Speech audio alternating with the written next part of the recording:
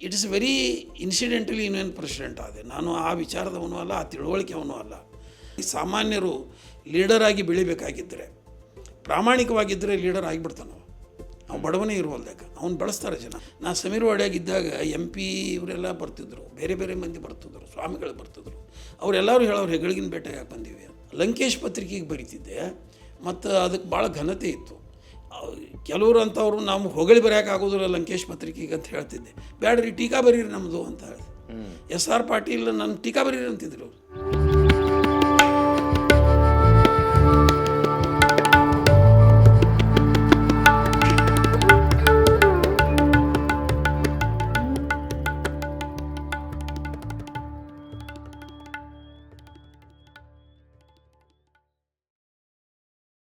ಆತ್ಮೇರೆ ಶರಣಾರ್ಥಿ. ಕನ್ನಡದ ನೆಲದಲ್ಲಿ ಅನೇಕ ಹವ್ಯಾಸಿ ಪತ್ರಕರ್ತರು ಲಂಕೇಶರ ಕಾಲಘಟ್ಟದಲ್ಲಿ ಹೊಸ ಬಗೆಯ ಬರವಣಿಗೆಗೆ ಕಾರಣರಾದರು. ರಾಜ್ಯದ ಅನೇಕ ಪ್ರತಿಭೆಗಳು ಈ ಸಂದರ್ಭದಲ್ಲಿ ಬೆಳೆದು ಬಂದ ದೊಡ್ಡ ಪತ್ರಿಕೋದ್ಯಮದ ಐತಿಹಾಸಿಕ ಉದಾಹರಣೆ ಇದೆ. ಪತ್ರಿಕೋದ್ಯಮ ಒಂದು ಕಾಲಕ್ಕೆ ಪತ್ರಿಕೋದ್ಯಮ ಓದ್ದವರು, ಪತ್ರಿಕೋದ್ಯಮ ಅಧ್ಯಯನದಲ್ಲಿದ್ದವರು ಪತ್ರಕರ್ತರಾಗುವಂಥ ಸಂದರ್ಭ ಇತ್ತು. ಆದರೆ ಲಂಕೇಶ್ ಕನ್ನಡ ಪತ್ರಿಕೋದ್ಯಮಕ್ಕೆ ಬಂದ ಮೇಲೆ ಅದರ ಶೈಲಿಯೇ ಭಿನ್ನವಾಗಿ ಹೋಯಿತು. ಈ ಹಿನ್ನೆಲೆಯಲ್ಲಿ ಬಾಗಲಕೋಟೆ ಜಿಲ್ಲೆಯ ಮುಧೋಳ ಭಾಗದಲ್ಲಿ ಇದ್ದುಕೊಂಡು ನಾಡಿನ ಅನೇಕ ಪತ್ರಿಕೆಗಳಿಗೆ ಹವ್ಯಾಸಿ ಪತ್ರಕರ್ತರಾಗಿ ಕಾರ್ಯನಿರ್ವಹಿಸಿದ ಬರಹಗಾರರು, ಹಾಗೆ ಸಾಹಿತ್ಯ, ಸಂಸ್ಕೃತಿ, ಉದ್ಯಮ, ಹತ್ತಾರು ಕ್ಷೇತ್ರಗಳ ಬಗ್ಗೆ ಮಾಹಿತಿಯನ್ನು ಹೊಂದಿರುವ ಮಲ್ಲಿಕಾರ್ಜುನ್ ಹೆಗ್ಗಳಿಗೆ ಅವರನ್ನು ನಾನು ಆ ಮಾತಿಗೆ ಆಹ್ವಾನಿಸ್ತಾರೆ. ನಮಸ್ಕಾರ, ಶರಣಾರ್ಥಿ ಸರ್. Thank you sir. ತಾವು ವೃತ್ತಿಯಿಂದ ಏನೇ ಆಗಿದ್ದರೂ ಕೂಡ ಇವತ್ತು ರಾಜ್ಯದಲ್ಲಿ ನಿಮಗೆ ರೆಕಗ್ನೇಷನ್ ಇರೋದು ಒಬ್ಬ ಬರಹಗಾರರಾಗಿ. ಮುಖ್ಯವಾಗಿ ಲಂಕೇಶರ ಸಂದರ್ಭದಲ್ಲಿ ತಾವು ಹೆಚ್ಚು ಬೆಳಕಿಗೆ ಬಂದ್ರಿ. ಅದಕ್ಕಿಂತಲೂ ಮುಂಚೆ ಪ್ರಜಾವಾಣಿ, ಸಂಯುಕ್ತ ಕರ್ನಾಟಕ, ಕನ್ನಡಪ್ರಭ, ಬೇರೆ ಬೇರೆ ಪತ್ರಿಕೆಗಳಿಗೆ ಆಗ ಸ್ಟ್ರಿಂಜರ್ಗಳನ್ನು ತಗೊಳ್ಳುವಂಥ ಪದ್ಧತಿ ಇತ್ತು. ಹಾಗೆ ನಿಮ್ಮ ಬರವಣಿಗೆಯ ಪರ್ವ ಆರಂಭ ಆಗಿದ್ದು ಯಾವಾಗ ಸರ್? ನಾನು ಹಂಗೆ ನೋಡಿದರೆ ಹೈಸ್ಕೂಲ್ ವಿದ್ಯಾರ್ಥಿ ಇದ್ದಾಗ ಬರಿತಿದ್ದೆ. ಒಂದು ಭಾಳ ಮಹತ್ವದ ಸಂಗತಿ, ಮರೆಯಲಾರದ ಸಂಗತಿ ಹೇಳುವಂಥದ್ದಂದರೆ, ನಾ SSLC ಇದ್ದಾಗ ಸ್ವಾಮಿ ವಿವೇಕಾನಂದರ ಶತಮಾನೋತ್ಸವ ಬಂತದ್ದು. It was in 1964.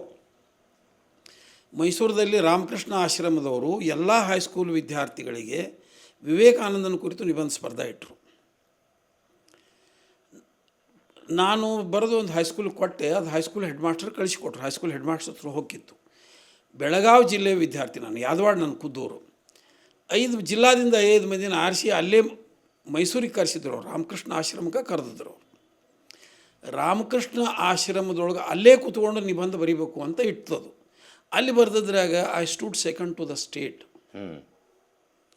ಆವಾಗ ನನಗೆ ಆ ಸ್ಟೂಡ್ ಸೆಕೆಂಡ್ ಮಾಡಿ ಪ್ರಶಸ್ತಿ ಕೊಟ್ಟವರು Morarji Desai. He was a deputy prime minister. Kuvempu ಬಂದಿದ್ದರು ಆ ಕಾರ್ಯಕ್ರಮಕ್ಕೆ. ಬಟ್ ಇವರೆಲ್ಲರ ಬಗ್ಗೆ ಅಷ್ಟು ತಿಳುವಳಿಕೆ ಇರಲಿಲ್ಲ ನನಗೆ. I was just SSLC student. ನಮ್ಮ ಶಾಲೆಯೊಳಗೆ ಸೆಲಿಬ್ರೇಟ್ ಮಾಡಿದರು, ಸೂಟಿ ಮಾಡಿದರು. ಅವು ಎಂಜಾಯ್ಡ್. ಅದು ಅಂದರೆ ಶಾಲೆಗೆ ಸೂಟಿ ಕೊಟ್ಟಿದ್ದರು. ಇದೆಲ್ಲ ಅಂದರೆ ಆ ಸ್ಟೂಡೆಂಟ್ ಇದ್ದಾಗ ಬರಿತಿದ್ವಿ. ಆಗ ಕರ್ಮವೀರದೊಳಗೆ ಬಾಲ ಪ್ರಪಂಚ ಬರಿತಿತ್ತು. ಬಾಲ ಪ್ರಪಂಚಕ್ಕೆ ಬರಿತಿದ್ದೆ ನಾನು. ಬಾಲ ಪ್ರಪಂಚ ಬರೆದು ಈಗ ಧಾರವಾಡ ಕರ್ನಾಟಕ ಕಾಲೇಜಿಗೆ PUC ಬಂದೆಲ್ಲ. ಆ ಬಾಲ ಪ್ರಪಂಚಕ್ಕೆ ಬರೆಯೋರು ಒಂದು 3-4 ಮಂದಿ ಇದ್ರು ಕಾಲೇಜಲ್ಲಿ. ಅವರೆಲ್ಲರೂ ನಾವು ಕೂಡ ಗೆಳೆಯರಾಗಿದ್ದೀವಿ ಅಂತ ಬಾಲ ಪ್ರಪಂಚಕ್ಕೆ ಬರಿತಿದ್ವಿ. ಅದೇನು ಭಾಳ ಇಂಪಾರ್ಟೆಂಟ್ ಅಲ್ಲ. ನನ್ನ ತಮ್ಮ ಶ್ಯಾಮ, ರಹೀಮ ಹಿಂಗೆ ಇಟ್ಕೊಂಡು ಏನೇನೋ ಸಣ್ಣ ಸಣ್ಣ ಹಾಡುಗಳು ಬರಿತಿದ್ವಿ. ಅವನ್ನ ಪ್ರಾಸ್ ಹೊಂದಿಸಿ ಬರೆಯೋದು. ಹಿಂಗೆ ಬರೆಯೋದ್ರಿಂದ ಆರಂಭ ಆಯ್ತು. ಕರ್ಮವೀರದಿಂದ ಶುರುವಾತು. ಹಿಂಗೆ ಬರವಣಿಗೆ ನಾನು ಸ್ಟೂಡೆಂಟ್ ಇದ್ದಾಗನ ಅದೊಂದು ನನ್ನನ್ನು ಸೆಳೀತು. ಮತ್ತು ಓದ್ತಿದ್ದೆ ಕೂಡ. ಆವಾಗ ಎಲ್ಲ ಕಾದಂಬರಿ ಓದೋದು, ಪುರಾಣಿಕರ ಕಾದಂಬರಿ ಓದೋದು. ಪುರಾಣಿಕರ ಕಾದಂಬರಿ ದೇವರ ಕೂಸು ಓದಿ ಬರೆದಿದ್ದೆ ನಾನು ಕರ್ಮವೀರಕ್ಕೆ. ಆವಾಗ ಪ್ರೈಸ್ ಕೊಟ್ಟಿದ್ದರು ಅವರು. ಹಿಂಗೆ ಅದು ಬರಿತಾನ ಇದಾಕಿತ್ತು. ಮುಂದೆ ನಾನು ಪತ್ರಿಕೆಗೆ ಹೆಂಗೆ ಬಂದೆ ಅನ್ನೋದು ಕೂಡ ಒಂದು ವೆರಿ ಇಂಟ್ರೆಸ್ಟಿಂಗ್. ಎಮರ್ಜೆನ್ಸಿ ಒಳಗೆ ಇದು ಒಂದು ಸಂಯುಕ್ತ ಕರ್ನಾಟಕಕ್ಕೆ ಒಂದು ಲೇಖನ ಬರೆದಿದ್ದೆ ನಾನು. ಹೆಂಗೆ ಹೇಳ್ರಿ ಅಬ್ರು ಸಾಲ್ವಲ್ದು ಅಂತ ಅವ್ರು ಹೆಡ್ಡಿಂಗ್ ಇಟ್ಕೊಂಡು ಅದನ್ನು ಸಂಯುಕ್ತ ಕರ್ನಾಟಕಕ್ಕೆ ಹಾಕಿದ್ರು ಅವರು. ಖಾದ್ರಿ ಶಾಮಣ್ಣ ಸಂಪಾದಕರು. ಖಾದ್ರಿ ಶಾಮಣ್ಣ ಸಮೀರ್ವಾಡಿಗೆ ಬಂದರು. ನಾ ಸಮೀರ್ವಾಡಿ ಫ್ಯಾಕ್ಟ್ರಿ ಒಳಗೆ ಯೂನಿಯನ್ ಪ್ರೆಸಿಡೆಂಟ್ ಇದ್ದೆ. ಅವ್ರನ್ನ ಒಬ್ಬರು ಯಾವುದೋ ಕಾರಣ ಕರೆಸಿದ್ರು ಬಂದಾಗ ಅವ್ರ ಕಡೆಯಿಂದ ಒಂದು ಕಾರ್ಮಿಕ ಸಂಘದ ಕ್ಲಾಸು ಉದ್ಘಾಟನೆ ಮಾಡಿಸಿದ್ವಿ. ನಾ ಹಿಂಗೆ ಬರೆದು ನೋಡ್ರಿ ಇವತ್ತು ನಿಮ್ಮ ಕರ್ಮರ ಸಂಯುಕ್ತ ಕನ್ನಡದಾಗ ಬಂದದ, ಹಂಗಾರೆ ನೀನು ಒಂದು ಅರ್ಜಿ ಹಾಕು, ಇನ್ನೊಂದು ವರದಿಗಾರ ಮಾಡ್ತೀನಿ. ನಾನು 75 ಸಂಯುಕ್ತ ಕರ್ನಾಟಕಕ್ಕೂ ಒಂದು ಬರೀಲಿಕ್ಕೆ ಹಾಗಾಗಿ ಶುರು ಆಗ್ತದೆ. ಸರ್, ಕರ್ನಾಟಕ ಕಾಲೇಜ್ನಲ್ಲಿ ಆಗ ಸಾಹಿತ್ಯದ ಪರಿಸರ ಇತ್ತು, ಪ್ರಭಾವ ಇತ್ತು, ಅದನ್ನು ಹೆಂಗೆ ತಾವು ಬಳಸ್ಕೊಂಡು? ಇತ್ತು. ಬಟ್ ನಾನು ಸೈನ್ಸ್ ವಿದ್ಯಾರ್ಥಿ ಇದ್ದೆ, PUC ಸೈನ್ಸಿಗೆ ಬಂದಿದ್ದೆ. ನಾನು ಅಷ್ಟೇನು ಅದಕ್ಕೆ ಗಮನ ಕೊಡಲಿಲ್ಲ. ಯಾಕಂದ್ರೆ ಸೈನ್ಸ್ ಮಾಡಬೇಕಾಗಿತ್ತು. ಮುರುಘಾ ಮಠದೊಳಗಿದ್ದು ಓದ್ತಿದ್ವಿ ನಾವು. ಅಲ್ಲಿ ಹೆಚ್ಚು ಕಡಿಮೆ ಸಾಹಿತಿಗಳ ಬಗ್ಗೆ ಒಲವು ಇತ್ತು ನನಗೆ. ನಮಗೆ ಚಂದ್ರಶೇಖರ್ ಪಾಟೀಲ್ರಿ ಗುರುಗಳಿದ್ದರು, ಇಂಗ್ಲೀಷ್ ಪಾಠ ಹೇಳ್ತಿದ್ರು. ಅವ್ರನ್ನೊಬ್ಬರು ಇಂಗ್ಲೀಷ್ ಲೆಕ್ಚರರ್ ಆಗಿಯೇ ನೋಡ್ತಿದ್ದೆ. ಹಕಾರಿ ಅವರಿದ್ದರು, ಕನ್ನಡ ಹೇಳ್ತಿದ್ರು ನಮಗೆ. ಹಕಾರಿ ಅವರು ಕೂಗುತ್ತಿದೆ ಕಲ್ಲು ಟೆಕ್ಸ್ಟ್ ಇತ್ತು, ಅದನ್ನು ಹೇಳ್ತಿದ್ರು. ಮತ್ತು ಕಟ್ಟಿಮಣಿಯವರು ಸ್ವಾತಂತ್ರ್ಯದೊಳಗೆ ಇತ್ತು. ಆದರೆ ನಾನು ಅಲ್ಲಿ ಸಾಹಿತ್ಯದ ವಿದ್ಯಾರ್ಥಿಯಾಗಿ ಇರಲೇ ಇಲ್ಲ. ನಾವು ಕರ್ನಾಟಕ ಕಾಲೇಜಿಗೆ ಇದ್ದಾಗ ಅಲ್ಲಿ ಯಾವ ಸಾಂಸ್ಕೃತಿಕ ನಡೀತಿದ್ರೆ ಸಹ ಹೋಗಿರಲಿಲ್ಲ ಕೂಡ. ಏನದ ಬರೋದು ಹೋಗೋದು ಮಾಡಿ ಈ BSc ಆಗೋ ತನಕ ಬರಹ ಹೆಚ್ಚು ಕಡಿಮೆ ನಿಂತಿತ್ತು, ಬರಿತಿರಲಿಲ್ಲ. ಯಾವಾಗ 1-2-3 ಬರೆದಿನಿ ಅಷ್ಟೇ ಹೊರತಾಗಿ ಬರಹವನ್ನು ನಾನು ಅಲ್ಲಿ ನನ್ನ BSc ಆಗೋ ತನಕ ಅದರದ್ದು ಇದ್ದಿರಲಿಲ್ಲ. ಅದರ ಕ್ಷೇತ್ರ ಬೇರೆ ಸರ್. ನೀವು ಸೈನ್ಸ್ ವಿದ್ಯಾರ್ಥಿ ಆದರೆ ನಿಮಗಿರುವಂಥ ಕನ್ನಡದ ಪ್ರೇಮ, ಕನ್ನಡದ ಬರಹ, ವೈಚಾರಿಕತೆ ಅದೆಲ್ಲ ವೈಯಕ್ತಿಕ ಓದಿನಿಂದ ಸಾಧ್ಯ ಆಗಿದೆ. ವೈಯಕ್ತಿಕ ಓದಿನಿಂದನೇ. ನಾನು ವೈಯಕ್ತಿಕ ಯಾಕಂತಂದರೆ ಲಿಟ್ರೇಚರ್ ವಿದ್ಯಾರ್ಥಿಯಾಗಿ ಕಲಿತೇ ಇಲ್ಲ ನಾನು. ಅದು ನಾನು ಮುಂದೆ ಓದ್ತಾ ಬರಹಗಾರನಾದವನು. ಮತ್ತು ಓದ್ತಾ ಮತ್ತು ಈ ಟ್ರೇಡ್ ಯೂನಿಯನ್ ಪ್ರೆಸಿಡೆಂಟ್ ಆಗಿದ್ದೆ. ಕಾರ್ಮಿಕ ಸಂಘದ ಚಳವಳಿಗಳು ಬಂದೆ. ಹೀಗಾಗಿ ಕಮ್ಯುನಿಸ್ಟ್ ಗೆಳೆಯರು ಭಾಳ ಇದ್ದರು. ಅವರಿಂದಾಗಿ ವೈಚಾರಿಕತೆ ಬಂತು. ನಾನು ದೇವ್ರಿಗೆ ಹೋಗೋದು, ಧರ್ಮಕ್ಕೆ ಹೋಗೋದು, ಇವೆಲ್ಲ ಸ್ವಲ್ಪ ತಲೆಯಾಗಿದ್ದು ನನಗೆ ಮೊದಲು. ಅವರೆಲ್ಲ ನನ್ನ ಜೋಡಿ ಚರ್ಚೆ ಮಾಡಿ ಅಲ್ಪ ಯೂನಿಯನ್ ಪ್ರೆಸಿಡೆಂಟ್ ಈ ದೇವಸ್ಥಾನಕ್ಕೆ ಹೋಗೋದು ಇದು ನನಗೆ ಯಾಕೋ ಸರಿ ಅನಿಸೋಲ್ಲ ಅಂತ ಹೇಳ್ತಿದ್ರು. ಆ ವೈಚಾರಿಕತೆಯಿಂದ ಅದು ಸರಿ ಅನ್ಸಾಕೈತೆ ನನಗೆ. ಅದು ಈಗ ಎಷ್ಟು ಅವ್ರಿಗಿಂತಲೂ ಹೆಚ್ಚು ವೈಜ್ಞಾನಿಕ ಮನೋಭಾವ ನನ್ನಲ್ಲೀಗ ಬಂದಿದೆ. ಅದೀಗ ಸರ್, ತಾವು ಸಂಯುಕ್ತ ಕರ್ನಾಟಕ ಬರಹ ಶುರು ಮಾಡಿದ್ಮೇಲೆ ಆವಾಗ ಈ ಸ್ಟ್ರಿಂಜರ್ಗಳಿಗೆ ಸ್ಪೆಷಲ್ ರಿಪೋರ್ಟ್ಸ್ ಕೊಡ್ತಾಯಿದ್ರು ಸರ್. ಈ ನಿಮ್ಮ ಭಾಗದ ಯಾವ್ಯಾವ ಸಮಸ್ಯೆಗಳ ಮೇಲೆ ಬೆಳಕು ಚೆಲ್ಲುವಂಗೆ? ಭಾಳ ಚಂದ ಪ್ರಶ್ನೆ ಕೇಳಿದ್ರಿ ನೀವು. ನಿಮಗೆ ವಿಚಿತ್ರ ಹೇಳ್ಬೇಕಂತಂದ್ರೆ ನಮ್ಮ ಜೋಡಿ ಇನ್ನೊಬ್ಬರು ಇವರಿದ್ದರು, ಸನತ್ ಕುಮಾರ್ ಬೆಳಗಲಿ ಅಂತ. ಈಸ್ ಎ ರೆಗ್ಯುಲರ್ ಸಂಯುಕ್ತ ಕರ್ನಾಟಕ ಅವ್ರು ರಿನೌಂಡ್ ಜರ್ನಲಿಸ್ಟ್ ಅವರು. ನಾನು ಅವರಿಬ್ಬರು ಕೂಡ ಬರಿತಿದ್ವಿ. ಅಲ್ಲಿ ಸ್ಥಳೀಯ ಪತ್ರಿಕೆಗೂ ಬರಿತೀವಿ. ಅವ್ರು ಜಮಖಂಡಿ, ನಾವು ಸಮೀರವಾಡಗೆ ಇರ್ತಿದ್ವಿ. ಎಲ್ಲರೂ ವಿ ಆರ್ ಆಲ್ ಫ್ರೆಂಡ್ಸು. ಅವ್ರು ಸನತ್ ಕುಮಾರ್ ಏನು ಮಾಡಿದ, ಅವನು ಖುದ್ದು ಸಾವಳಗಿ ಒಳಗೆ ಅವಾಗ 1978 ಒಂದು ಲೇಖ ಬರೆದವ. ಸಾವಳಗಿ ಒಳಗೆ ಇದ್ಕೊಂಡೇ ಆವಾಗ ಜತ್ತಿ ಅವರು ಈ ದೇಶದ ಹಂಗಾಮಿ ರಾಷ್ಟ್ರಪತಿ ಇದ್ದರು. ಅವನ ಊರು ಸಾವಳಗಿ ಒಳಗೆ ಓಕಳಿ ಆಡೋದನ್ನು ಬರೆದವ. ಓಕಳಿ ಆಡ್ತಾರೆ. ಹಾಡು ಹಗಲೇ ನಡು ಬೀದಿಯಲ್ಲಿ ದಲಿತ ವರ್ಗದ ಹೆಣ್ಣು ಮಕ್ಕಳನ್ನು ನಿಂದ್ರಿಸಿ ಮುಂದುವರಿದ ಸಮಾಜದವರು ರಾಡಿ ನೀರು ಗೊಜ್ಜಿ ಎಂಜಾಯ್ ಮಾಡ್ತಾರೆ ಅಂತ ಬರೆದಿದ್ದ. ಅಂದ್ರೆ ಆ ಶಬ್ದನ ಬೆಳೆದಿದ್ದವ, ಎಂಜಾಯ್ ಮಾಡ್ತಾರೆ ಅಂತ ಬರೆದಿದ್ದ. ಆ ಪತ್ರ ಸಂಯುಕ್ತ ಕರ್ನಾಟಕ ಕಳಿಸಿಕೊಟ್ಟಿದ್ದವ. ಒಂದು ಓದುಗರ ಜನಮನಕ್ಕೆ ಹಾಕ್ರಿ ಅಂತ ಕಳಿಸಿಕೊಟ್ಟಿದ್ದ. ಆವಾಗ ಖಾದ್ರಿ ಶಾಮಣ್ಣ ಸಂಪಾದಕರು ಅದನ್ನು ಜನಮನ ತೆಗೆದು ಸಂಯುಕ್ತ ಕರ್ನಾಟಕದೊಳಗೆ ಫ್ರಂಟ್ ಪೇಜಿನೊಳಗೆ ಓದುಗರ ಪತ್ರ ಹಾಕಿದ್ದು. ದಟ್ ಈಸ್ ಈಗ ಏನದು 80 ವರ್ಷ ಆಗೈತೆ ಅಂತ ಹೇಳ್ತಾರಲ್ಲ, ಆ 80 ವರ್ಷದೊಳಗೆ ಓದುಗರ ಪತ್ರ ಒಂದು ಮುಖಪುಟಕ್ಕೆ ಬಂದದ್ದು ಸನತ್ ಕುಮಾರ್ ಅಂತ. ಆವಾಗ ದೇವರಾಜ ಅರಸು ಮುಖ್ಯಮಂತ್ರಿ, ಮೊಯ್ಲಿ ಅವರು, ಇವರು ಯಾರು ಧರ್ಮಸಿಂಗ್ ಖರ್ಗೆ, ಇವರೆಲ್ಲ ಶಾಸಕರು 100 ಗಂಟಲೆ ಸಂಯುಕ್ತ ಕರ್ನಾಟಕ ತಗೊಂಡು ಸಂಯುಕ್ತ ಕರ್ನಾಟಕ ಪ್ರಮುಖ ಪತ್ರಿಕೆ ಕೂಡ ಆಗಿತ್ತು. ಉತ್ತರ ಕರ್ನಾಟಕದ ನಂಬರ್ 1 ಪೇಪರ್ ಅದು. ಹೆಚ್ಚು ಪತ್ರಿಕೆ ಇರಲಿಲ್ಲ. ಅದನ್ನು ಓದು ಅರಸನ ಮುಂದೆ ಹೋಗಿದ್ರೆ ಅವ್ರು, ನೋಡ್ರಿ ನಿಮ್ಮದು ರಾಷ್ಟ್ರಪತಿ ಊರಾಗ ನಡೀತದೆ ಇದು ಅಂತ. ಹೋಗದ ಮೇಲೆ ಅರಸರು ನಾನು ನೋಡೀನಿ ಅದನ್ನು ಅಂತ ಹೇಳಿದರು. ನಾನು ನೋಡೀನಿ, ಮತ್ತು ಅದು ನನಗೂ ಇದನ್ನು ಆಗಿದೆ ಅಂತಂದರು. ಸದನದಾಗ ಅದೇ ಚರ್ಚೆ ಆತವತ್ತು, ಇಡೀ ದಿನ ಅದೇ ಚರ್ಚೆ ಆದಮೇಲೆ ಅವತ್ತೇ ಅದು ಬ್ಯಾನ್ ಆತದು. ಬ್ಯಾನ್ ಆದಮೇಲೆ ಅರಸು ಒಂದು 8 ದಿವಸಕ್ಕೆ ವಿಜಾಪುರಕ್ಕೆ ಬಂದರು. ಅಲ್ಲಿ ಪೊಲೀಸ್ ಆಫೀಸರ್ಗೆ ಹೇಳಿದರು, ಆ ಸಾವಳಿಗೆ ಆಗ ಹುಡುಗಿರ್ತಾನಂತ, ಅವ್ನು ಭೇಟಿಯಾಗಿ ಬರ್ಬೇಕಲ್ಲ ನಾನು ಅಂತ.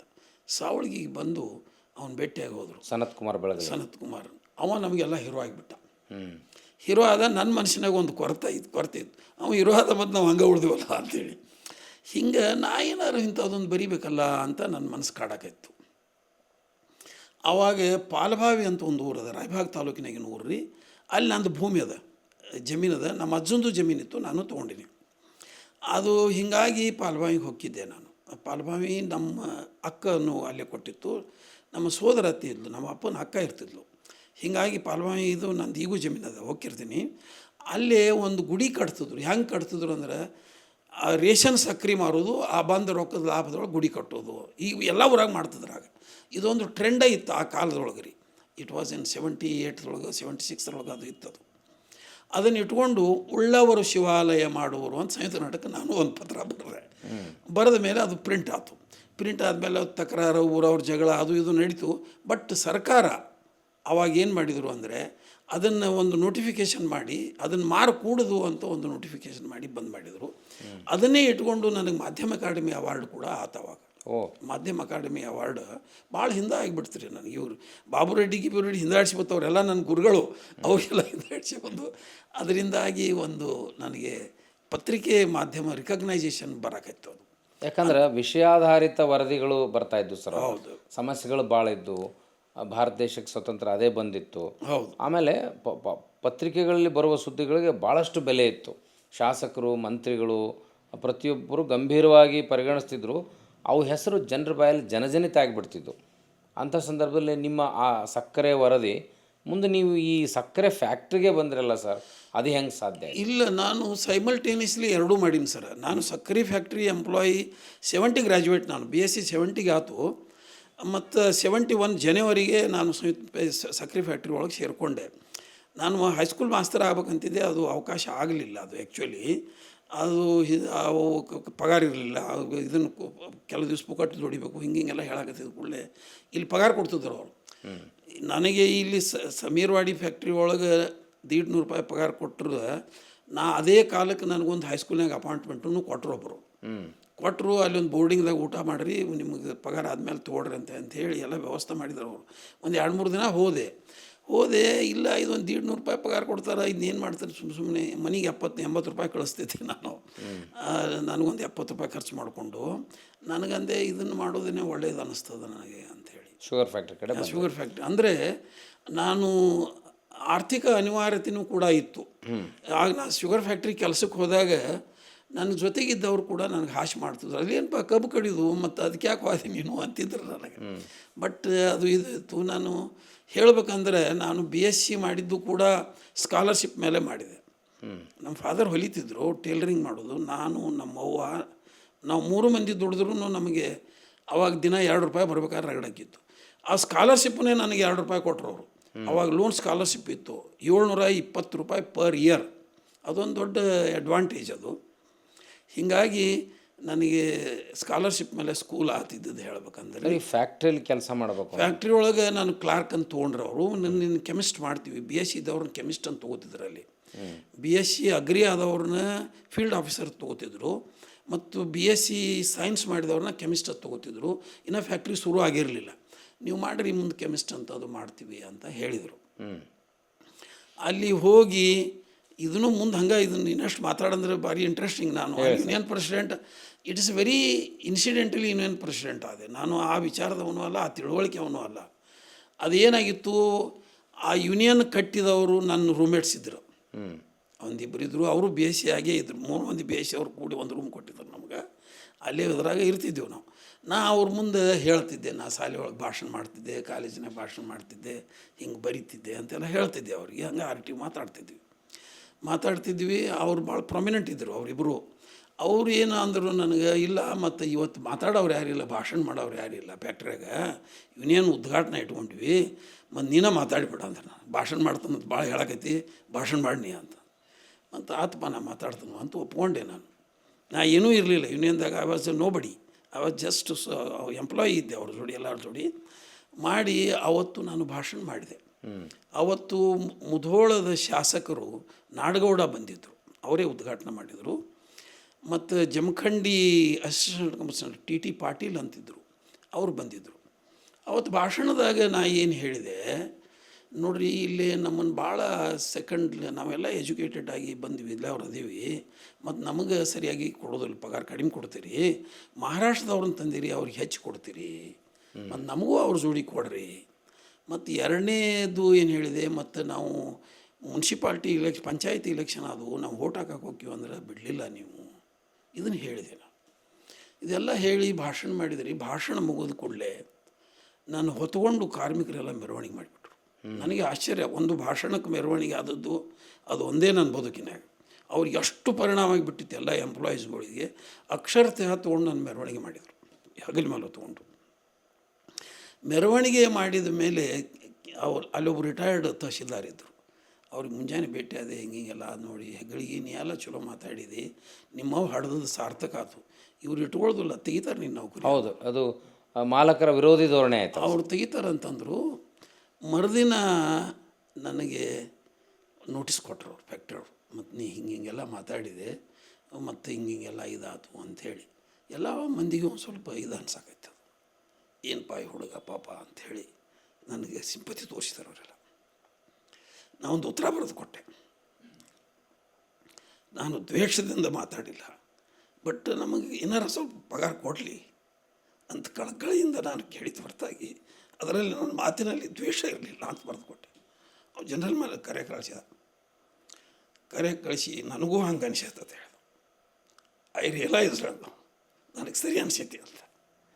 ಸರಿ ಅನಿಸೈತಿ ಮತ್ತು ನಿನ್ನ, ಆದರೆ we want to punish you ಅಂತ ಅನಿವಾರ್ಯ ಅದ. ಅದು ಹೆಡ್ ಆಫೀಸ್ ತಗ ಹೋಗ್ಯದ, ಅದು ಅಗೇನ್ಸ್ಟ್ ಮ್ಯಾನೇಜ್ಮೆಂಟ್. ಹೆಡ್ ಆಫೀಸ್ ತಗ ಹೋಗ್ಯದ. ಮತ್ತು we have to give you punishment ಅಂದರು. ನೋಡ್ರಿ ಮತ್ತು ನಾ ಹಿಂಗೆ ಆದದ್ದು ಕರೆ ಅದ, ಮತ್ತು ನೀವೇನು ಮಾಡ್ತೀವಿ. ಮತ್ತೊಮ್ಮೆ ಕರೆದ್ರು ಅವರು, ಇಲ್ಲ ನಿನಗೆ ಟ್ರಾನ್ಸ್ಫರ್ ಮಾಡಬೇಕು ಅಂತ ಮಾಡೀವಿ, ಈಗ ಟ್ರಾನ್ಸ್ಫರ್ ಪನಿಷ್ಮೆಂಟ್ ಕೊಡ್ತೀವಿ, ಮತ್ತು ನಿನಗೆಲ್ಲಿ ಹಾಕ್ಬೇಕು ನೀನು ಹೇಳು ಅಂತ.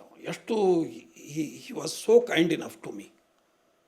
ನನಗೆ ಆಶ್ಚರ್ಯ ಅನ್ನಿಸ್ತದೆ. ಈಗಲೂ ಅವ್ರು ತೀರ್ಕೊಂಡಾರ. ಈಗ ಮಂಗಲ್ ಸಿಂಗ್ ಅಂತಿದ್ದರು.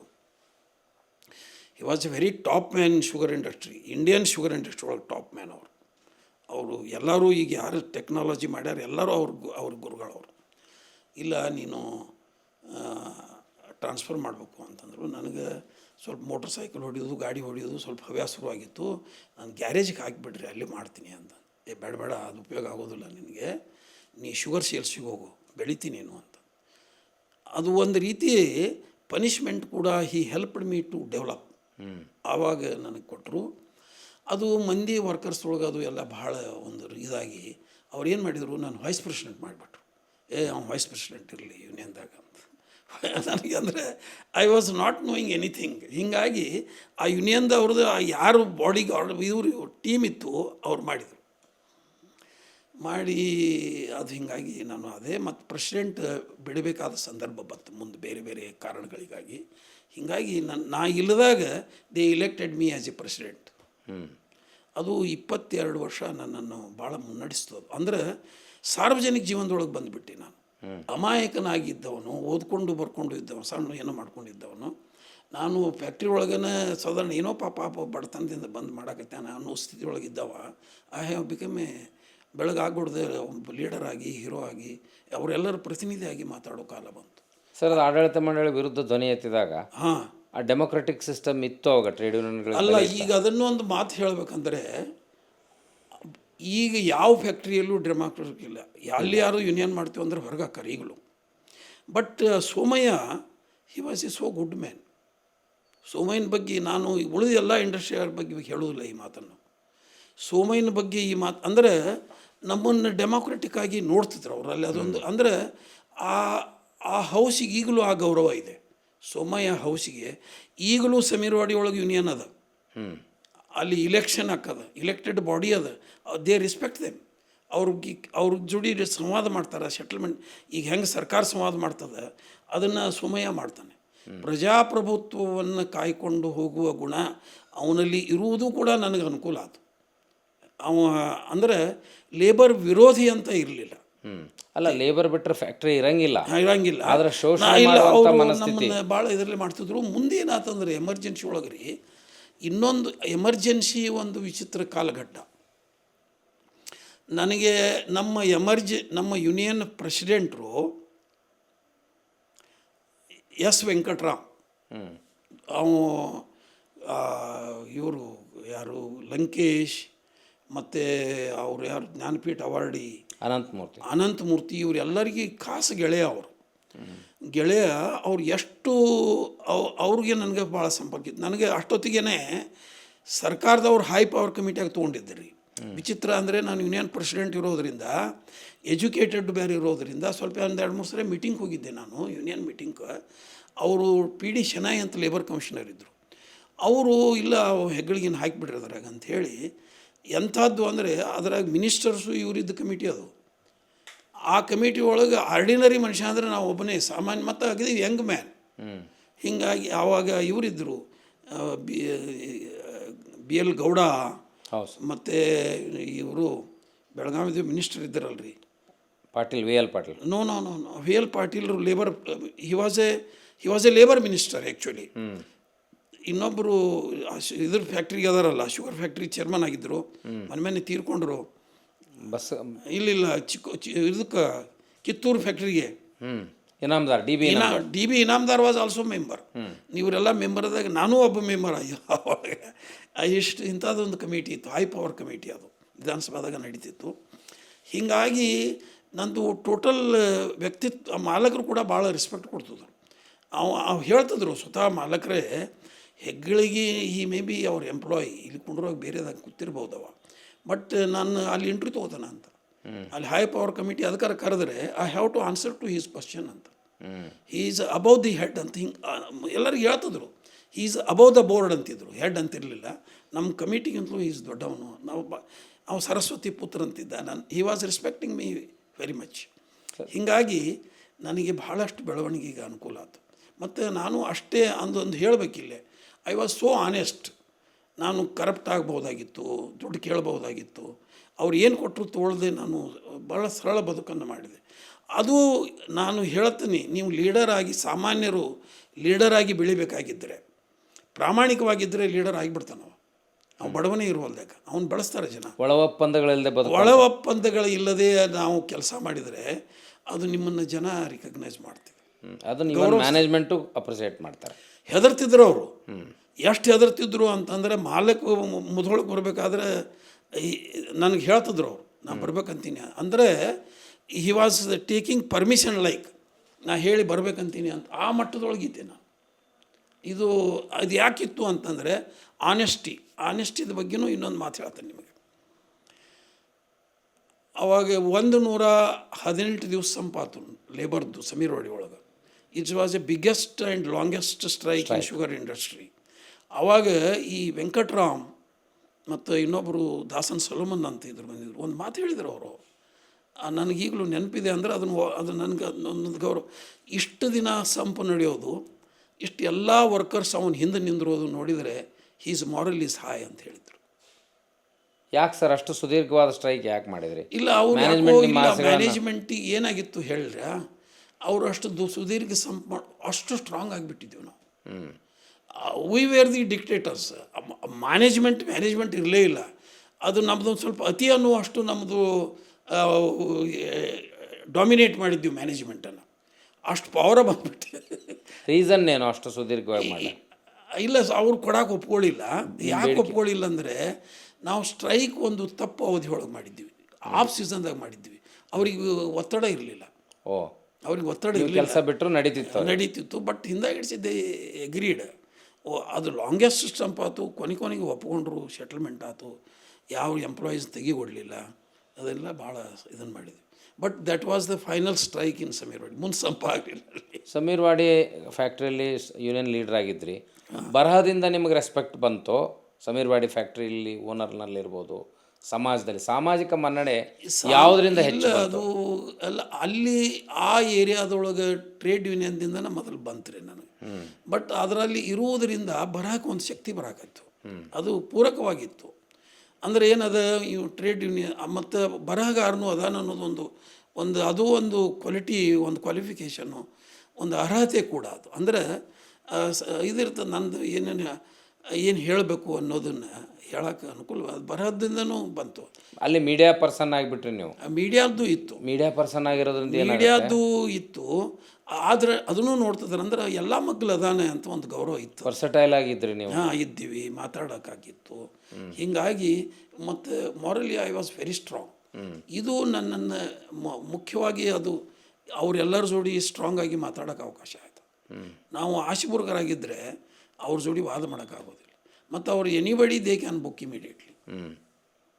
ಅದು ಟ್ರೇಡ್ ಯೂನಿಯನ್ ಹಾಳಾಗದ ಹಂಗಲ್ಲ ಸರ್. ಹೌದು, ಕರಪ್ಷನ್ ಆಫ್ ಲೀಡರ್ಸ್ ಭಯಂಕರ. ಈಗ ಅದು ನನಗೆಲ್ಲ ಗೊತ್ತಿದೆ. ಎಲ್ಲ ಈವನ್ ಈ ರೈತ ಚಳವಳಿ ಕೂಡ ಹಂಗಾಗೆ. ನೀವು ಅಷ್ಟು ಸುದೀರ್ಘ ಕಾಲ ಫ್ಯಾಕ್ಟ್ರಿಗಳಲ್ಲಿ ಕೆಲಸ ಮಾಡಿದ್ರಿ. ಆಮೇಲೆ ಜೊತೆಗೆ ಉದ್ಯಮಕ್ಕೆ ಸಲಹೆಗಾರ ಕನ್ಸಲ್ಟೆಂಟ್ ಆಗಿ ಶುಗರ್ ಫ್ಯಾಕ್ಟ್ರಿಗಳಿಗೆ ನೀವು ರಿಟೈರ್ ಆದಮೇಲೆ? ಇಲ್ಲ, ನಾನು ರಿಟೈರ್ಡ್ ಆದಮೇಲೆ ನಿರಾಣಿ ಅವ್ರ ಕಡೆನೇ ಬಂದೆ. ನಾನು ಅಲ್ಲಿ ಸೀನಿಯರ್ ಮ್ಯಾನೇಜರ್ ಅಂತ ಇದ್ದೆ ನಾನು ಶುಗರ್ ಫ್ಯಾಕ್ಟ್ರಿಗೆ. ಅಲ್ಲಿ ಅವರು ಪಾಪ ಭಾಳ ಟ್ರೀಟೆಡ್ ಮೀ ವೆರಿ ವೆಲ್. ಇವತ್ತಿಗೂ ಅವರು ಎಲ್ಲ ಬ್ರದರ್ಸು ಸರ್ ಅಂತ ಮಾತಾಡೋದು. ಸರ್, 2 ಕಾನ್ಸೆಪ್ಟ್ ಇತ್ತು ಟ್ರೇಡ್ ಯೂನಿಯನ್ನಲ್ಲಿ. ಮೊದಲು ಕೋಆಪ್ರೇಟಿವ್ ಶುಗರ್ ಫ್ಯಾಕ್ಟ್ರೀಸ್ ಬಂದು, ಖಾಸಗಿ ಒಡೆತನದ ಶುಗರ್ ಫ್ಯಾಕ್ಟ್ರಿ ಬಂದು. ಆ ಪ್ರೈವೇಟ್ ಶುಗರ್ ಫ್ಯಾಕ್ಟ್ರಿಗಳಿಗೆ ಈ ಟ್ರೇಡ್ ಯೂನಿಯನನ್ನು ಬೆಳೆಸುವ ಸಪೋರ್ಟ್ ಮಾಡೋ ಮನಸ್ಥಿತಿ ಇರಲಿಲ್ಲ. ಇಲ್ಲ. ಸೊ ನೀವು ಟ್ರೇಡ್ ಯೂನಿಯನ್ ಬ್ಯಾಕ್ಗ್ರೌಂಡ್ಲಿಂದ ಬಂದವ್ರನ್ನ ನಿರಾಣಿ ಆಗಲಿ ಮತ್ತೆ ಯಾರಾಗಲಿ ಒಪ್ಕೊಂಡ್ರೆ ಹೆಂಗೆ? ಇದು ಇಟ್ಸ್ ವೆರಿ ಇಂಟ್ರೆಸ್ಟ್. ಎಲ್ಲರೂ ಕೇಳ್ತಾರೆ ಇದನ್ನು, ಎಲ್ಲರೂ ಕೇಳ್ತಾರೆ. ಎಲ್ಲರಿಗೂ ಅದ್ರ ಬಗ್ಗೆ ಅನುಮಾನ ಕೂಡ ಇದೆ. ಅವರು ಎಕ್ಸ್ಪ್ರೆಸ್ ಮಾಡ್ತಾರೆ. ನಂದು ಏನಾದರೂ ಇದು ಮಾಡುವಾಗ ಅದನ್ನು ಎಕ್ಸ್ಪ್ರೆಸ್ ಮಾಡ್ತಾರೆ. ಆದರೆ ಅವರೂ ಅಷ್ಟೇ ಗೌರವ ಕೊಟ್ಟರು. ಮತ್ತು ನಾನು ಅಲ್ಲಿ ಯೂನಿಯನಿಸ್ಟ್ ಆಗಿ ಬರಲಿ. ಯಾಕಂದರೆ I joined as A manager, senior manager ಅಂತ. ಸೀನಿಯರ್ ಮ್ಯಾನೇಜರ್ ಪೊಸಿಷನ್ದಾಗ ಹೋದಾಗ ನಾನು ಆಡಳಿತ ನೋಡಬೇಕಾಗಿತ್ತು ಹೊರತಾಗಿ ನಾನು ಎಂಪ್ಲಾಯಿ ಆಗಿ ಹೋಗಿರಲಿಲ್ಲ. ಒಂದು ಮ್ಯಾನೇಜ್ಮೆಂಟ್ ಹೆಡ್ ಆಗೇ ಹೋಗಿದ್ದೆ ನಾನು. ಹೀಗಾಗಿ ಮಾಡ್ತಿದ್ದೆ. ಬಟ್ ಅಲ್ಲೇ ಆದರೂ ನನ್ನ ಇದನ್ನು ಹೇಳ್ತಿದ್ದೆ ಅವರಿಗೆ, ನೀವು ಹಿಂಗೆ ಇದ್ಬೇಕು, ಅವ್ರನ್ನ ಹಿಂಗೆ ಟ್ರೀಟ್ಮೆಂಟ್. ಮತ್ತು ಲೇಬರ್ ಟ್ರೀಟ್ಮೆಂಟ್ ವಿಷಯದೊಳಗೆ ದಿ ಟ್ರೀಟ್ ವೆರಿ ವೆಲ್. ಅಲ್ಲಿ ಹಿಂಸೆ ಮಾಡೋದು, ಯಾರಿಗಾರ ತೊಂದರೆ ಕೊಡೋದು. ಮತ್ತು ಸ್ವತಃ ಇವರಿಗೆ ಯಾರಿಗೆ ಮುರುಗೇಶ್ ನಿರಾಣಿ ಈಸ್ ಎ ಜನಪರ ಮನುಷ್ಯ ವೈಯಕ್ತಿಕವಾಗಿ. ಅಲ್ಲಿ ಅವ್ರ ಮ್ಯಾನೇಜ್ಮೆಂಟ್ನವ್ರು ಏನಾರು ಇರ್ಬೋದು, ಬಟ್ ಅವರನ್ನು ಯಾರೂ ಒಬ್ಬ ಇದು ಅಂತ ನೋಡೋದೇ ಇಲ್ಲ. ಮನುಷ್ಯ ವಿರೋಧಿಯಾಗಿ ಅವ್ರು ನೋಡ್ಕೊಳ್ಳೋದಿಲ್ಲ. Is a very good in that. ಅಲ್ಲ, ಆ ನಿಲುವಿಗೆ ನಿಮ್ಮ ಪ್ರಭಾವನೂ ಕಾರಣ ಇರ್ಬೋದಾ? ನನ್ನ ಪ್ರಭಾವ ಅವರಿಗೆ ಆಗೈತಿ ಅಂತ ಹೇಳೋದು ದೊಡ್ಡ ಮಾತಾದಂಗೆ ಹಾಕಿದೆ. ಬಟ್ ನಾ ಇರೋದು ಅವ್ರಿಗೊಂದು ಅಸೆಟ್. ಅದರಲ್ಲೇನೋ ಎಲ್ಲೇ ಇದ್ದರೂ ನಾವು ಒಬ್ಬನೇ ಅಂತಲ್ಲ, ಒಬ್ಬ ಕಲಾವಿದ, ಒಬ್ಬ ಆರ್ಟಿಸ್ಟು, ಒಬ್ಬ ಬರಹಗಾರ, ಒಬ್ಬ ಸೆಲಿಬ್ರಿಟಿ ಒಂದು ಸಂಸ್ಥೆ ಒಳಗೆ ಇರ್ತಿದ್ರೆ ಸಂಸ್ಥೆಗೆ ಘನತೆ ಹೆಚ್ಚಾಕಿದೆ. ಅದನ್ನು ಸಂಸ್ಥೆಯವರು ಅದನ್ನು ಬಳಸ್ಕೋಬೇಕು. ಅದು ಭಾಳ ಕಡೆ ನಾನು ಅಲ್ಲಿ ಮುಧೋಳದೊಳಗೆ ಮಾಲಿಂಪುರದಾಗ ಒಬ್ಬರು ಲೇಖಕರು ರಿಟೈರ್ಮೆಂಟ್ ಕಾರ್ಯಕ್ರಮಕ್ಕೆ ಹೋಗಿದ್ದೆ. ಅವತ್ತು ಹೇಳಿದ್ದೆ ನಾನು, ಅವ್ರು ಇರೋದು ನಾವು ಬರೋದು ಅವ್ರನ್ನ ನೋಡೋಕೆ ಬರ್ತಿದ್ವಿ ಅಂತ. ನಾ ಸಮೀರ್ವಾಡಿಯಾಗಿದ್ದಾಗ MP ಇವರೆಲ್ಲ ಬರ್ತಿದ್ರು, ಬೇರೆ ಬೇರೆ ಮಂದಿ ಬರ್ತಿದ್ರು, ಸ್ವಾಮಿಗಳು ಬರ್ತಿದ್ರು. ಅವರೆಲ್ಲರೂ ಹೇಳೋರು ಹೆಗಳಿಗಿನ ಭೇಟಿಯಾಗಿ ಯಾಕೆ ಬಂದೀವಿ ಅಂತ. ಮತ್ತು ನನ್ನ ಭೇಟಿಯಾಗಿ ಬಂದಿರ್ತಿದ್ರು. ಸರ್, ರೈಟ್ರಿಗೆ ಆ ಬೆಲೆ ಇತ್ತು, ಸೆಲೆಬ್ರಿಟಿ ಸ್ಟೇಟಸ್ ಎಲ್ಲ ಕಾಲಕ್ಕೂ. ಏನು SR ಪಾಟೀಲ್ ಗೀಟಿಲ್ರಿ ಇವ್ರು ಅದಾರಲ್ಲ, JT Patil, SR Patil, Siddu Nyamagoud, they were coming to Sameerwadi to meet me. Even Vijapura ಶಾಸಕರು, ಈ ಯತ್ನಾಳು, ಇವರೆಲ್ಲರೂ ಬರ್ತಿದ್ರು. ಯಾಕಂದರೆ ಲಂಕೇಶ್ ಪತ್ರಿಕೆಗೆ ಬರೀತಿದ್ದೆ ಮತ್ತು ಅದಕ್ಕೆ ಭಾಳ ಘನತೆ ಇತ್ತು. ಕೆಲವರು ಅಂಥವ್ರು ನಾವು ಹೊಗಳಿ ಬರೆಯೋಕ್ಕಾಗೋದಿಲ್ಲ ಲಂಕೇಶ್ ಪತ್ರಿಕೆಗೆ ಅಂತ ಹೇಳ್ತಿದ್ದೆ. ಬ್ಯಾಡ್ರಿ, ಟೀಕಾ ಬರೀರಿ ನಮ್ಮದು ಅಂತ ಹೇಳಿದೆ. SR ಪಾಟೀಲ್ ನನ್ನ ಟೀಕಾ ಬರೀರಿ ಅಂತಿದ್ರು ಅವರು. ರೈಟ್ರಿಗೆ ಸೆಲೆಬ್ರಿಟಿ ಸ್ಟೇಟಸ್ ಇದ್ದೇ ಇರ್ತದೆ ಸರ್. ಬಟ್ 80ರ ದಶಕದಲ್ಲಿ ಯಾರು ಲಂಕೇಶ್ ಪತ್ರಿಕೆಗಳಿಗೆ ಬರೀತಿದ್ರು ಅವರಿಗೆ ಬಹಳ ಹೆಚ್ಚು ಪ್ರಾಮುಖ್ಯತೆ ಮತ್ತು ಸೆಲೆಬ್ರಿಟಿ ಸ್ಟೇಟಸ್ ಇತ್ತು. ಹಾಗೆ ನೀವು ಹಳೆ ಬಿಜಾಪುರ ಜಿಲ್ಲೆಯಿಂದ ನಿಮ್ಮನ್ನು ಲಂಕೇಶ್ ಅವರು ಆಯ್ಕೆ ಮಾಡಿಕೊಂಡ್ರು. ಲಂಕೇಶ್ ಅವ್ರ ಸಂಪರ್ಕ ಹೇಗೆ ಬಂತು, ಅದಕ್ಕೆ ಕಾರಣ ಏನು? ಲಂಕೇಶ್ ಅವರಿಗೆ ನಾನು ಒಂದು ನೇಕಾರ್ ಬಗ್ಗೆ ಒಂದು ಲೇಖ ಬರೆದು ಕಳಿಸಿದೆ. ಅದನ್ನು ಪ್ರಿಂಟ್ ಮಾಡಿ ಮರುದಿನ ಒಂದು 60 ರೂಪಾಯಿ ಕಳಿಸ್ಕೊಟ್ರು. ಅವರು ಒಂದು ಚೆಕ್ ಕಳಿಸ್ಕೊಟ್ರು. ನಾನು ಇದನ್ನೂ ಒಂದು ಹೇಳಬೇಕು. ನಾನು ಬರಹಗಾರ, ಈ ಬರಹ ಪತ್ರಿಕೆಗಳಿಗೆ ವರದಿಗಾರನಾಗೋದು, ಬರಹಗಾರನಾಗೋದು ಏನಾದರೂ ಸ್ವಲ್ಪ ಇದು ಬರ್ತದೆ, ಅವರು ಸ್ಯಾಲ್ರಿ ಕೊಡ್ತಾರೆ ಅಥವಾ ಒಂದು ರೆಮ್ಯುನರೇಷನ್ ಕೊಡ್ತಾರೆ ಅನ್ನೋ ಆಶಯಕ್ಕನ್ನು ಶುರು ಮಾಡಿದ್ದೆ ಹೊರತಾಗಿ ಬರಿಬೇಕಂತ ಬರಹಗಾರನ ಆದವನಲ್ಲ ನಾನು. ಏನದ ಮೊದಲೇನು ಬರಿತಿದ್ವು, ಸಣ್ಣ ಹುಡುಗರಿದ್ದಾಗ ಶಾಲೆಗಿದ್ದಾಗ ಬರಿತಿದ್ವು, ಅಷ್ಟೇ ಹೆಸರು ಬರಲಿ ಅಂತ ಬರದೆ, ಹೆಸರು ಬರಲಿ ಅಂತಿತ್ತು. ಮುಂದಿನ ಬರಹ ಈ ಪತ್ರಿಕೆಗೆ ರಿಪೋರ್ಟಿಂಗ್ ಶುರು ಮಾಡಿದ್ದು ನನಗೆ ಜೀವನಕ್ಕೆ ಅನುಕೂಲ ಆಗಲಿ ಅಂತ ಬರೆಯಾಕತ್ತಿದ್ದು. ಇದ್ದದ್ದು ಖರೇನ ಹೇಳ್ಬೇಕಂದ್ರೆ ಅವ್ರು ಲಂಕೇಶ್ ನೋಡ್ರಿ, ಅವಾಗ 1500 ರೂಪಾಯಿ ಕೊಡ್ತಿದ್ರು ಅವರು. It's wonder. ನನ್ನ ಸ್ಯಾಲ್ರಿಗಿಂತ ಹೆಚ್ಚು ಬರುತ್ತಿತ್ತು. ಅದು ಈ ಪ್ರಜಾವಾಣಿಯವ್ರಿಗಿಂತ ಹೆಚ್ಚು ಬರ್ತಿತ್ತು. ಪ್ರಜಾವಾಣಿಯಿಂದ 600 ಬಂದರೆ ಅವ್ರದ್ದು 1500 ರೂಪಾಯಿ ಬರ್ತಿತ್ತು. ಮತ್ತು ಬೆಂಗಳೂರಿಗೆ ಹೋದ ಕೂಡಲೇ ಆ ಖರ್ಚಿನ ಬಿಲ್ ಮಾಡಿ ಕೊಟ್ಬಿಡವ. ನಾವು ಬೇರೆ ಕೆಲಸಕ್ಕೆ ಹೋಗಿ ಬರೆದು ಕೊಟ್ಬಿಡ್ತದೆ. ನಾವು ಇದನ್ನು ಮಾಡಿ ಅಂದರೆ ಲಂಕೇಶ್ ವಾಸ್ ಅವ್ರಿಗೆ ಹೇಳ್ತಿದ್ರು. ಲಂಕೇಶಿದ್ದು ಅವರು ಅವನು 1-2 ಹೊತ್ತು ಊಟರ ಆಗಬೇಕಲ್ಲ ಅವನಿಗೆ ಅಂತಾನವರು. ಬರಹಗಾರನಿಗೆ. ಹಾಂ, ಅವರು ಬರಹಗಾರರು ವರದಿಗಾರರು ಹ್ಯಾಂಡ್ ಟು ಮೌತ್ ಇದು ಶಬ್ದ ಬಳಸ್ತಿದ್ರು ಅವರು. ಅವ್ರು ಆಗತ್ತಂದು ಆಗತ್ತಿಂತಾರದಲ್ಲ, ಹಂಗೆ ಬಡವರು ಇರ್ತಾರೆ ಅವ್ರಿಗೆ ಕೊಡಬೇಕು ಅನ್ನೋದು ಲಂಕೇಶನ ಒಂದು ಒಳ್ಳೆಯ ಮನೋಭಾವ ಇತ್ತು ಅಂತ ಹೇಳ್ತಾರೆ. ಅದಕ್ಕೆ ಲಂಕೇಶ್ ಅವರಿಗೆ ನಾನು ಇದನ್ನು ನನಗೊಂದು ವರದಿಗಾರಿಕೆ ಕೊಡ್ರಿ ಅಂತ ಒಂದು ಪತ್ರ ಬರೆದಿದ್ದೆ. ಕರೆಸಿದ್ರು ಅವರು. ಕರೆಸಿ ನನಗೆ ಮೊದಲೇ ದಿವಸನ ನೀನು ಬರೆಯೋಕತ್ತು ಹಿಂಗಿಂಗದ. ಅವಾಗ ಒಂದು ಮಾತಾಡಿದ್ರು ಎಲ್ಲರೂ ಎಲ್ಲರಿಗೂ. ಅವ ಲಿಂಗಾಯತ ಅಂತ ಹೆಗ್ಗಳಿಗೆ, ಮತ್ತು ನಾವೆಲ್ಲರೂ ಲಿಂಗಾಯತರಿದ್ದೀವಲ್ಲ, ಒಂದು ತೋತಿರೋ ಬಿಡ್ತಿರೋ ನೋಡ್ರಿ ಅಂತಂದ್ರೆ. ಅಂದರೆ ನಾವೆಲ್ಲ ಲಿಂಗಾಯತರು ಅಂತ ಸಿಕ್ಕಾದಿಗಿದ್ದಿತ್ತು ಅಂತ ಮಾತು ಕೂಡ ಹೇಳಿದರು. ಲಂಕೇಶ್ ನನಗೆ ಭಾಳ ಇದ್ರಿ ಭಾಳ ಏನಾತಂದ್ರೆ ರೀ, ಅವರಿಂದ ನಾ ಲಂಕೇಶಿಗೆ ಬರೆಯಾಕತ್ತಿದ್ರೆ ಆಗಿನ ಸೆಲಿಬ್ರಿಟಿ ಅಂತ ಅನ್ನೋದಕ್ಕೆ ಒಂದು ಅರ್ಥ ನಿಮ್ಗೆ ಹೇಳ್ಬೇಕಂದ್ರೆ, ನಾವು ಎಲ್ಲೇ ಹೋದ್ರೆ ನೋಡ್ಲಿಕ್ಕೆ ಜನ ಬರ್ತಿದ್ರು. ಆ ಮಟ್ಟದಲ್ಲಿ ನಮಗೆ ಗೌರವ ಇತ್ತು. ಅಂದರೆ ನಾನು ನಮ್ಮ ಫ್ರೆಂಡನ್ನು ಭೇಟಿಯಾಗಿ ಒಂದು ಕಾಲೇಜಿಗೆ ಹೋಗಿದ್ದೆ. ಅವ ಇಲ್ಲ ನೀನು ನೋಡ್ತೀವತ್ತಾರ ಮಂದಿ ಹೋಗ್ಬೇಡ ನಿಂದ್ರೆ ಎಲ್ಲ ಹುಡುಗರು ನೋಡ್ತೀವಿ ಅಂತಾರ ಅಂತ ಹೇಳ್ತಿದ್ದ. ಅಂದರೆ ಅಷ್ಟು ಇದಿತ್ತು. ಲಂಕೇಶ್ ಬರಹಗಳಿಗೆ ಅಷ್ಟು ಭಾಳ ಬೆಲೆ ಇಲ್ಲ, ಅದು ಒಂದು ಇದಿತ್ತು. ಇಲ್ಲಿ ಒಂದು ಹೇಳ್ಬೇಕಂತಂದರೆ, ಒಬ್ಬ ವಿಜಾಪುರದ ವರದಿಗಾರ ಪಾಟೀಲ್ ಅಂತ ಹುಡುಗ ನಾನೇ ಲಂಕೇಶ್ ವರದಿಗಾರ ಅಂತ ಹೇಳಿ ಅಡ್ಡಾಡ್ತಿದ್ದ. ಶಿಖಾ ಮಾಡಿಸಿದ್ದ, ಲೆಟರ್ ಹೆಡ್ ಮಾಡಿಸಿದ್ದ. ಅದು ಅಲ್ಲಿ ಆಫೀಸಿಗೆ ರಿಪೋರ್ಟ್ ಹಾಕಿತ್ತು.